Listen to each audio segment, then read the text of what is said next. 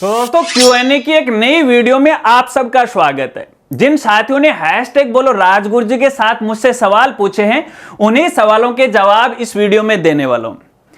नमस्कार साथियों, मैं हूं आपका अपना साथी राजगुरु जी। तो दोस्तों आज सवाल काफी हैं और जल्दी जल्दी आपके सवालों के जवाब देने की कोशिश करूंगा, लेकिन इससे पहले आप हो कैसे, आपका हाल चाल कैसा है। सवाल जवाब तो ऐसे ही चलते रहेंगे, अपना हाल चाल कमेंट करके मुझे जरूर बताना। और इसके साथ साथ आप सबके लिए खास जानकारी, देखिए इन दिनों में काफी सारे ऐसे साथी हैं जो लगातार मुझे मैसेज कर रहे हैं। कोई मित्र वाला साथी है, कोई कंप्यूटर सेंटर वाला साथी है, कोई आधार सेंटर वाला साथी है, कोई पैन कार्ड वाला सेंटर साथी है कि राजगुरु जी मैं कहा हाँ, बोला आपके इस चैनल पे हमारा प्रमोशन कर दो, हम आपको पेमेंट कर देंगे।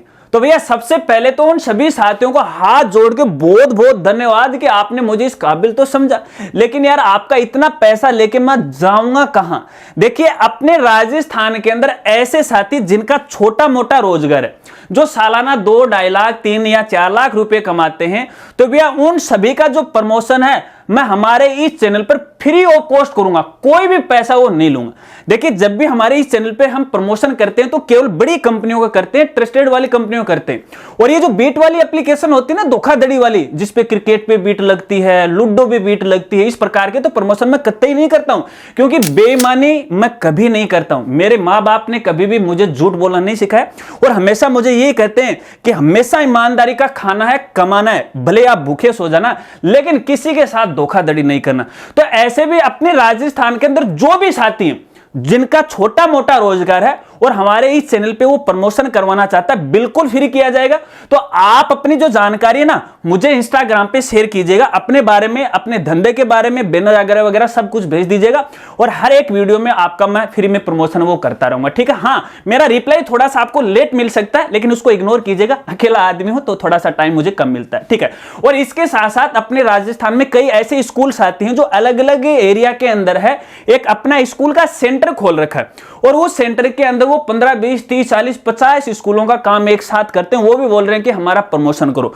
तो देखिए ऐसे स्कूल साथी का मैं अपने इस चैनल पर प्रमोशन कभी भी नहीं करूंगा। मेरी बात को सुन के शायद आपको बुरा लग सकता है, मैं प्रमोशन इसलिए नहीं करूंगा क्योंकि आपने लोगों का रोजगार छीना है। मान लेते हैं कि आपने 20 स्कूलों का काम करना है, तो आपने 20 लोगों के पेट पर लात मारी है। और भैया जो राजगुरु जी है ना, किसी का रोजगार नहीं छीनता है, रोजगार दिलाने की कोशिश करता है।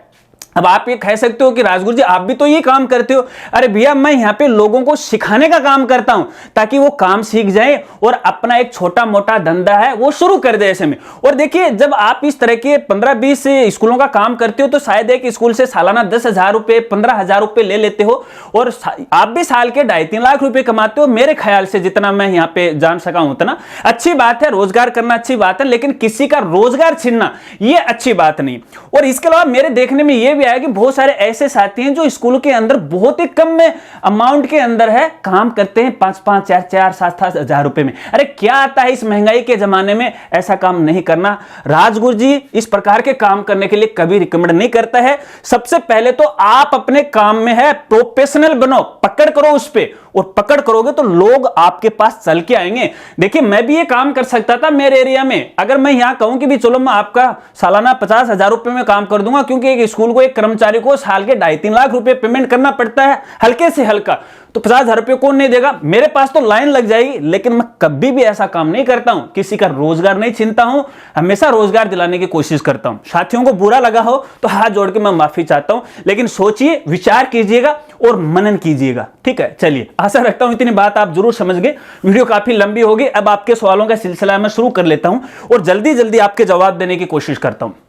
आज के हमारे पहले साथी हैं जिनका नाम है मास्टर अब्बास अलवर, और ये पूछ रहे हैं सर मैंने कॉलेज जाकर कोई भी डॉक्यूमेंट जमा नहीं करवाया है और कॉलेज वालों ने मेरा एडमिशन कंफर्म कर रखा है, तो सर अब क्या फीस रिफंड हो पाएगी। तो मास्टर अब्बास पीटीटी के लिए पूछ रहे हैं, अगर कॉलेज ने यहां पे वेरीफाई कर दिया तो भैया फीस आपको रिफंड नहीं मिलेगी।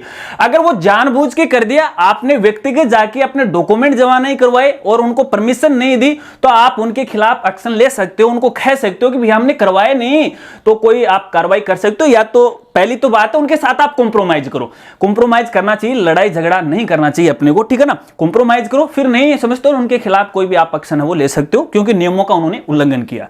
चलिए अगले साथी का सवाल लेते हैं और पूछने वाले हैं रेनुमा, और रेनुमा पूछ रही हैं, मैंने आरबीसी क्लास 12 2023 कॉपी रीचेकिंग के लिए फॉर्म भरवाया था, लेकिन अभी तक कोई अपडेट नहीं आया ना ही कोई पासवर्ड, प्लीज आप कोई मदद करो प्लीज सर। रिप्लाई अगर आपसे बट हजार पर्सनली तो बहुत मदद हो जाती है प्लीज सर। तो भैया रेनू देखिए मैं आपको कहना चाहूंगा, वैसे तो मेरा काम ही मदद करने का है ना, ठीक है, मेहनत करते हैं इसके लिए, थोड़ा सा मेहनताना आ जाता है कहीं से, ठीक है। तो देखिए बहुत सारे साथियों की मैंने मदद भी की है, तो जिनका कॉपी रीचेकिंग का पासवर्ड की प्रॉब्लम आ रही है, तो तकरीबन मैंने यार संख्या तो देखो मेरे को याद नहीं है, तकरीबन 1000 से ज्यादा ही होंगे मेरे हिसाब से, है ना। तो ऐसे साथियों का मैंने बोर्ड से बात करके पासवर्ड वो मंगवाया। अगर आपको भी पासवर्ड की समस्या आ रही तो आप अपना रोल नंबर डाल के एक बार जो स्टेटस आ रखा ना वो स्टेटस मुझे इंस्टाग्राम पे भेज दीजिएगा, ठीक है, और मैं आपको रिप्लाई कर दूंगा, फिर आगे की अपडेट की जानकारी आपको वो दे दूंगा, ठीक है। चलिए आपकी मदद करेंगे। अगले साथी का सवाल लेते हैं और पूछने वाले हैं नवजीवन RJ 1834, इनका सवाल यह है आरटी एडमिशन के फॉर्म कब भरे जाएंगे। तो नवजीवन में आपको यहां पे बताना चाहूंगा, आप थोड़ा सा वेट कीजिएगा, और अभी शायद जल्द ही गाइडलाइन यहां पे आने वाली है, तो आप थोड़ा सा वेट कीजिएगा, अपडेट आने पर आपको जरूर जानकारी दूंगा, ठीक है। चलिए हमारे साथ आप जुड़े रहेगा, हर एक जानकारी आपको प्रोवाइड करवाऊंगा और सत्यता के साथ करवाऊंगा, ये फेंकू वाला मामला नहीं है अपने इस चैनल के ऊपर, ठीक है। अगले साथी का सवाल लेते हैं और पूछने वाले हैं AR गोपाल, और ये पूछ रहे हैं आयुष्मान कार्ड की सेकंड लिस्ट कब तक आएगी, please answer, big fan sir. तो AR7 मैं आपको बताना चाहूंगा, देखिए अभी इस बारे में कोई लेटेस्ट अपडेट नहीं है, अगर कोई आपको यहां पे बोल रहा है तो वो आंख मिचोली आपके साथ कर रहा है, क्योंकि अभी जो पिछला जो रिकॉर्ड है, जो 2011 की जनगणना के अनुसार जिनके आयुष्मान कार्ड बनने हैं वो टारगेट अभी तक कंप्लीट नहीं हुआ। हालांकि यहां पे जो बीजेपी की सरकार है या फिर मोदी की सरकार है, इस टारगेट को पूरा कराने में काफी यहां पे है, मेहनत भी कर रही है और काम भी कर रही है, और जल्दी शायद एक नया एक्शन है गवर्नमेंट यहां पे लेने वाली है, अपडेट आने पर जरूर जानकारी दूंगा। अब फेंकू बात बोल दूंगा तो उसका यहां पे कोई मतलब नहीं रहता है, ठीक है। चलिए बने रहे मेरे साथ। अगले साथी का सवाल लेते हैं और पूछने वाले FX9944, इनका सवाल यह है, सर मैं RSOS 2023-24 में एग्जाम दूंगा 12th की, और मुझे कोर्स लेकर बहुत कंफ्यूज है कोई बोलता है NIOS और RSOS का सेम है, बट मैंने चेक किया तो मेरा सोशियोलॉजी हिस्ट्री का चैप्टर अलग अलग है, और आगे सवाल बहुत बड़ा है, मैं समझ गया आपके सवाल को। तो यहाँ पे देखिए FX मैं आपको यहाँ पे कहना चाहूंगा, हाँ थोड़ा बहुत सिलेबस में थोड़ा आपको डिफरेंस यहाँ पे देखने को मिल सकता है। वैसे ऑल ओवर इंडिया की बात करें तो आजकल तो देखिए NCERT है, लेकिन फिर भी ये जो ओपन बोर्ड होते हैं ना, इसमें थोड़ा सा सिलेबस को आसान बनाने के लिए टॉपिक है थोड़े बहुत हल्के भारी हो सकते हैं, तो RSOS का जो सिलेबस है वही आपको पढ़ना चाहिए। अब सही जानकारी तो देखिए, आपने जहां पे RSOS का एग्जाम फॉर्म आपने भरा है, तो एग्जाम सेंटर से आप रूबरू करोगे, उन व्यक्तियों से आप मिलोगे तो आपको वो सही जानकारी प्रोवाइड करवाएंगे। इंटरनेट के अगर आप खंगालोगे तो यहाँ पे आपको गलत जानकारी दी जाएगी। फिर भी यहाँ पे जो सिलेबस है यहाँ पे 23-24 वाला मैं कोशिश करूंगा, जैसे मुझे टाइम मिलेगा अपनी साइट पे अपलोड करने की, जहां से मुझे वो मिलेगा उस हिसाब से मैं अपडेट कर दूंगा, क्योंकि अपनी साइट पे RSOS बोर्ड का एक मेनू बना हुआ, वहां पर मैं आपको पूरी जानकारी प्रोवाइड करवाऊंगा, ठीक है। कोशिश करेंगे, बहुत सारे साथी RSOS से जुड़े हुए हैं। चलिए अगले साथी का सवाल लेते हैं और पूछने वाले हैं शिवम तिवारी, और इनका सवाल यह है SSP पेंशन क्यों रुकी है, EKYC होगी फिर भी नहीं आ रही है, बीजेपी गवर्नमेंट में 1500 आनी थी पर कुछ नहीं आ रही है। तो शिवम तिवारी में आपको कहना चाहूंगा, देखिए 1500 तो शायद इसलिए नहीं आ सकती है, आपने KYC बाद में की है, आपने महंगाई राहत कैंप के अंदर है, इसके लिए रजिस्ट्रेशन नहीं किया था। तो जिनका महंगाई राहत, कांग्रेस की बात कर रहा हूं, कांग्रेस टाइम की, तो जिनका रजिस्ट्रेशन हुआ था तो उनको यहां पे 1500 रुपए मिल रही। अगर उसके बाद आपने यहां पे EKYC की है तो यहां पे जो पहले पुरानी जो पेंशन मिल रही थी उसी आधार पे मिलेगी, लेकिन EKYC आपने कर दी फिर भी नहीं मिल रही है, रोक लग रही है। तो इसका पता लगाने के लिए या तो आप संबंधित अपने गांव का जो ग्राम सेवक है उनसे आप संपर्क कीजिएगा, या अपने पंचायत समिति के अंदर ग्राम विकास अधिकारी है उनसे आप संपर्क कीजिएगा, यानी जो पेंशन का वितरण करते हैं ना, संबंधित अधिकारी से आप बात कीजिएगा। एक्चुअल जो रीजन है वो ही आपको बता पाएंगे। पहले आप ऑनलाइन स्टेटस है वो चेक कीजिएगा, हो सकता है कि देखिए आपने आज KYC की है या पिछले महीने आपने KYC की है, तो KYC या आपकी पेंशन आने में 2-3 महीने का समय वो लग जाता है अपडेट होने में, ठीक है ना। अगले महीने कितने महीने हो गए वो क्लियर कट मुझे बता दीजिएगा, बाकी जैसे मैंने आपको बताया ना, इस स्टेप को आप फॉलो कीजिएगा, आपका समाधान हो जाएगा, ठीक है। चलिए अगले साथी का सवाल लेते हैं और पूछने वाले हैं शिवम तिवारी 4561। क्या हुआ, पीछे भी शिवम तिवारी है क्या? आप यार एक ही एक पे फोटो लगा रखी है यार, मेरे को गुमराह करो, ऐसा मत क्या करो ना।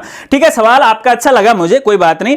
इनका सवाल ये कि जैसे किसी ने बेरोजगारी भत्ता 2 ईयर अशोक गहलोत जी की सरकार में लिया है, क्या वो भजनलाल की सरकार में लेने के लिए एलिजिबल है या ओनली एक टाइम ही मिलता है लाइफ में? हाँ, तो सीएम तिवारी मैं आपको कहना चाहूंगा, यदि आपको बेरोजगारी भत्ता मिल चुका है और उसकी सारी जो किस्त है वो कंप्लीट हो चुके हैं, तो अब आपको आगे नहीं मिलेगा, क्योंकि ये एक ही बार मिलता है जीवन में। ठीक है ना? ठीक है, अगर आप गलत आवेदन करोगे तो फंस जाओगे, इस बात को आपको ध्यान रखना। ठीक है, बहुत सारे जो साथी हैं जिन्होंने पहले बेरोजगारी भत्ता उठाया था 420 से, फिर आवेदन कर दिया, किस्तें उठा ली, फिर वो पकड़ में आ गए जन आधार कार्ड से, है ना, फिर वापस उनसे पैसा वो लिया गया। तो आप ऐसा काम नहीं करना, परेशानी आ जाएगी आपकी। अगले साथी का सवाल लेते हैं और पूछने वाले हैं आरपीएससी चूरू। इनका सवाल यह कि नमस्कार सर जी। नमस्कार जी। देखो चूरू वाले भाई साहब, ये नमस्कार नमस्कार लिखने की कोई आवश्यकता नहीं, एक तो कमेंट बड़ा हो जाता, आप सभी आदरणीय सम्माननीय हैं, तो आप सीधा अपना सवाल पूछा करो। ठीक है ना, मैं कभी बुरा नहीं मानता हूं, कोई सम्मान करे या नहीं करे, अगर मेरे में योग्यता होगी तो लोग अपने आप कर लेंगे। ठीक है ना, अगर बुरा लगा तो माफी चाहता हूं, कोई बात नहीं। इनका सवाल यह है 5वीं 8वीं बोर्ड फॉर्म भरते से नवीन समस्या आ रही है, application form 2024 is not started for your school. हाँ, यू स्कूल। यहां पे ये जो आपकी जो समस्या कई साथियों ने मुझे भेजी, हालांकि मुझे अभी तक इसका जो एक्चुअल जो रीजन है वो नहीं पता लगा है, क्योंकि जिन जिन साथियों की समस्या आ रही थी उनके मैंने आईडी मांगी थी, तो किसी ने अभी तक मेरे को आईडी प्रोवाइड नहीं करवाई। हालांकि मैंने मेल तो आज नहीं चेक किया है, तो एक बार आप अपनी आईडी मुझे दीजिएगा और आप अपने स्कूल की मान्यता के बारे में बताएगा कि आपको हाल ही में मिली है, पिछली साल मिली है, या पिछले साल भी आपने आवेदन भरा, क्योंकि पूरी जानकारी दीजिएगा। फिर भी अगर यहां पे मान्यता पहले से मिली हुई है, लॉगिन नहीं कर पा रहे हैं, तो ये कोई टेक्निकल इश्यू है, इस इश्यू का समाधान अपन जरूर करवाएंगे, लेकिन पहले किसी स्कूल का मैं वेरिफिकेशन तो करूं ना मेरे लेवल पे। आपके कहने पे तो मैं आगे जानकारी नहीं भेज सकता, क्योंकि पहले उस पर मैं पूरा ट्रस्ट करूंगा, अन्यथा मैं गलत हो जाऊंगा ना तो आगे मेरी बात नहीं सुनेंगे। ठीक है, चलिए अगले साथी का सवाल लेते हैं और पूछने वाले हैं आशा दीप स्कूल बिल्लू, और इनका सवाल यह है सर जी पीएसपी पोर्टल पर एक ऑप्शन शो हो रहा है प्रिवेदना पंजनीय, उसका क्या महत्व है? मैंने वहां पर कुछ शिकायत लिखी है लेकिन कोई समाधान होता नजर नहीं आ रहा है, क्या प्रक्रिया है? तो देखिए बिल्लू साहब, मैं आपको यहां पे कहना चाहूंगा, ये शिकायत के लिए बनाया गया था कि अगर आपके स्कूल में या पोर्टल को लेके किसी प्रकार की कोई शिकायत है तो आप यहां पे दर्ज करवा सकते हैं। जब आपकी पहली जो शिकायत होती है ना वो डीओ लेवल पे जाती है, तो डीओ के द्वारा है उसका समाधान किया जाता है। लेकिन समाधान तो बस क्या है, उसका रिप्लाई कर देते हैं, कुछ तो ये बोलते थे हमारे लेवल का नहीं वगैरह वगैरह, बस एक ये फॉर्मेलिटीज है।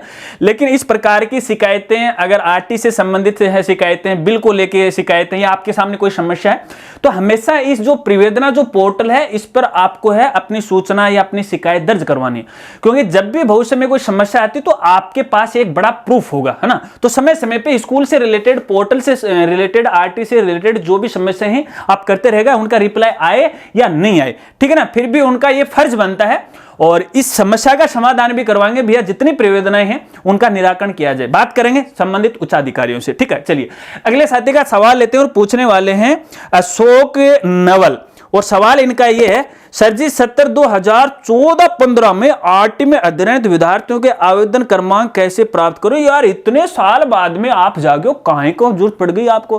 पहले तो भैया उस स्कूल का रिकॉर्ड खंगालो, ठीक है ना। अगर रिकॉर्ड में नहीं मिल रहा है तो फिर डीओ में जरूर उन्होंने जमा करवाया होगा, क्लेम बिल बनाते समय, तो वहां से मिल सकता है। बस दो ही तरीके हैं, बाकी कोई तरीका नहीं। अगर गार्जियन के पास कोई फॉर्म पड़ा हुआ है भूलवश, हालांकि लगता तो नहीं है, लेकिन उनसे भी आप संपर्क कर सकते हो। बाकी भैया ऑनलाइन फिलहाल इसका कोई भी समाधान नहीं है, डीओ से संपर्क कर लीजिएगा। यदि आपकी व्यक्तिगत जानकारी है तो पुराना रिकॉर्ड खंगाल के आपको वो दे सकते हैं। चलिए अगले साथी का सवाल लेते हैं और पूछने वाले हैं टीआर मोती सुथार। इनका सवाल यह है इंग्लिश मीडियम स्कूल के लिए आरटी का क्लास वाइज मैक्सिमम रिफंड कितने रुपीस तक मिल सकता है? तो भैया टीआर मोती सुथार, मैं आपको कहना चाहूंगा आपके अनुसार ये नहीं मिलेगा, क्योंकि यहाँ पे गवर्नमेंट के द्वारा हर क्लास की यूनिट कॉस्ट है वो रखी गई है, ठीक है ना। और यूनिट कॉस्ट से यदि आपका अमाउंट ऑनलाइन पोर्टल पे कम है, मान लो यूनिट कॉस्ट है तकरीबन 15-16 हजार रुपए के लगभग है, और आपने ऑनलाइन फीस चढ़ा रखी है 6 हजार रुपए, तो आपको 6 हजार मिलेंगे, नहीं कि 15-16 हजार रुपए। ठीक है, चलिए अगले साथी का सवाल लेते हैं और पूछने वाले हैं सौम्या दभाई, और इनका सवाल यह है सर आपने एसबीआई आशा स्कॉलरशिप के बारे में बताया था, मैंने उसका फॉर्म भरा था, मेरे 10th क्लास में 93% आरबीसी बोर्ड 2023 में थे, मेरे सिलेक्शन इसमें होगा या नहीं, और कैसे पता चलेगा सिलेक्शन का? तो सौम्या देखिए, मैं आपको कहना चाहूंगा यहाँ पे इनके द्वारा मेरिट रखी जाएगी, क्योंकि ऑल ओवर इंडिया से आवेदन है वो लिए जाएंगे, पर जो स्टेट है उससे 100 स्टूडेंट को इसके अंदर सिलेक्शन किया जाएगा। तो यदि आपका सिलेक्शन होता है तो आपके पास SMS या मेल के द्वारा है वो सूचना आएगी, और सिलेक्शन हो जाता है तो संबंधित जो विभाग के लोग हैं आपको खुद कॉल कर लेंगे, क्योंकि इसके लिए आपको एक छोटा सा एक बेसिक सा एंट्री और आपके डॉक्यूमेंट का वेरिफिकेशन होना है। तो वेट कीजिएगा। फिर भी यहाँ पे देखिए, जो बडी फॉर स्कॉलरशिप की ऑफिशियल वेबसाइट है, यहाँ पे इनके हेल्प नंबर हैं, उन पे आप कॉल कीजिएगा, इसका समाधान आपको वो बता देंगे, ठीक है ना। अभी इसके बारे में कोई वैसे लेटेस्ट अपडेट नहीं है, और बाकी आप उनसे संपर्क कर सकते हैं, लेकिन इसकी सूचना आपके पास है, SMS के द्वारा आ जाएगी, ठीक है। चलिए अगले साथी का सवाल लेते हैं, और पूछने वाले हैं महेंद्र कुमार, और इनका सवाल ये है, इंदिरा शक्ति फीस पुनर्भरण योजना के बारे में क्या अपडेट है? हमने 9th में हमारी बच्ची को प्राइवेट स्कूल भी पढ़ाया और मिला भी कुछ नहीं, और उसी कारण 10th भी प्राइवेट स्कूल में ही स्टडी कर रही है, कुछ तो अपडेट दो। तो महेंद्र कुमार देखिए, मैं आपको बताना चाहूंगा, यदि पिछले साल की बात करें तो आपको ऑनलाइन आवेदन फॉर्म भरना था आपको खुद को, जो कि आपने नहीं भरा। अगर आपने भरा है तो उसका स्टेटस आपने नहीं चेक किया, क्योंकि स्टेटस में कोई भी यहाँ पे दिक्कत थी, कमी निकाली गई थी, उसको आपको समय रहते पूरा करना चाहिए था। तो आप तो पहले तो इस चीज को क्लियर कीजिएगा। और रही बात इस साल की, तो यहां पे देखिए इस साल फॉर्म नहीं भरवाए गए। ऑटोमेटिक पोर्टल पर जिन स्कूलों के द्वारा PSP पोर्टल पर आपके जन आधार अपडेट किए गए हैं, तो उनका नाम है इस योजना के अंदर ऑटोमेटिक है, वो आ गया है। तो अब आपने स्कूल में जन आधार नंबर दिए हैं नहीं दिए हैं, तो उसका तो मुझे नहीं पता, ये तो आपको स्कूल से पता करना पड़ेगा, और इसके लिए संबंधित स्कूल से व्यक्तिगत जाके आप संपर्क कीजिएगा कि अभी जो RT का जो भौतिक सत्यापन हुआ था उसमें हमारी बालिका का नाम आया है नहीं आया, वो आपको बता देंगे, ठीक है। चलिए अगले साथी का सवाल लेते हैं, और पूछने वाले हैं रोहित मीना। सवाल इनका यह है कि सर, मैंने क्लास 12 में पास किया था, लेकिन मैंने मार्क्स इंप्रूवमेंट का फॉर्म भरा और पुरानी वाली बोर्ड में जमा करा दी, मार्कशीट दिया, तो अब क्लास 12 2020 में 2021 में मानो, क्योंकि सर SSC का फॉर्म फिल करना है प्लीज। तो रोहित मीणा, मैं आपको बताना चाहूंगा, जो लास्ट ईयर आपने मार्क्स इंप्रूवमेंट के लिए आवेदन किया था वही साल यहां पे वो मान्य होगी। मार्कशीट आपको यहां पे मार्क्स इंप्रूवमेंट की एक साथ नहीं मिली है सभी सब्जेक्ट की, तो संबंधित स्कूल से आप संपर्क वो कीजिएगा। अगर स्कूल वालों को पता नहीं है तो भैया उनको इंक्वायरी करने के लिए बोलिएगा, क्योंकि बोर्ड है इस प्रकार की मार्कशीट है बाय पोस्ट भेजता है। वैसे सभी का रिजल्ट आता है तो एक साथ आती है, उसके साथ नहीं आती है, अलग आती है। तो ये तो डिपेंड करता है स्कूल वालों पे। अब कुछ स्कूल वालों को तो नींद में सोए रहते हैं, पता ही नहीं क्या हो रहा है, डाक आ जाती है वापस चली जाती है, आ भी जाती है तो पता नहीं कहां वो डाल देते हैं, तो उनके संपर्क में रहिएगा। फिर भी नहीं मिली है तो बोर्ड व्यक्तिगत जाइएगा और आप उसके डुप्लीकेट है वो कर लीजिएगा, ठीक है। व्यक्तिगत के आजकल तो ऑनलाइन भी डुप्लीकेट मार्कशीट है वो निकल रही, तो ऑनलाइन भी आप आवेदन है वो कर सकते हैं इसके लिए, ठीक है। चलिए अगले साथी का सवाल लेते हैं, और सवाल तो कंप्लीट हो गए। आशा रखता हूं कि आपके सवालों के जवाब आपको जरूर मिले होंगे। अगर वीडियो जानकारी आपको अच्छी लगी तो वीडियो को लाइक कीजिएगा और अपने दोस्तों के साथ वो जरूर शेयर कीजिएगा। आप भी चाहते हैं कि आने वाली Q&A वीडियो के अंदर मैं आपके सवाल का जवाब दूं इसी तरह से, तो हमेशा जब भी आप अपना कमेंट करो या फिर अपना सवाल पूछो तो सवाल से पहले हैशटैग बोलो राजगुरुजी लिखा करो, उसके बाद अपना कमेंट है वो टाइप किया करो। तो अगर आपका सवाल अच्छा होगा, यूनिक होगा, तो आने वाली वीडियो के अंदर मैं जरूर शामिल करूंगा। अगर वीडियो जानकारी आपको अच्छी लगी हो तो वीडियो को लाइक करना और अपने दोस्तों के साथ वो जरूर शेयर करना। मिलते हैं फ्रेंड्स अगली एक नई वीडियो के साथ, तब तक के लिए जय हिंद, जय भारत।